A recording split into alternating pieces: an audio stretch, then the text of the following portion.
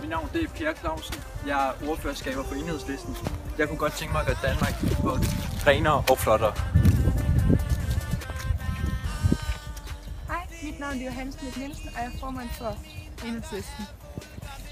Vi blev dannet i 1989, og siden der har vi aldrig nogensinde ændret vores holdninger. Vi går meget op i, at vi skal hjælpe hinanden selv med de store og de små ting. Tak, Per. Jeg hjælper. Så hvis I vil stemme på et parti, hvor der er plads til alle, Og ikke vil skade miljøet, så skal I stemme på Enhedslisten. Det tror de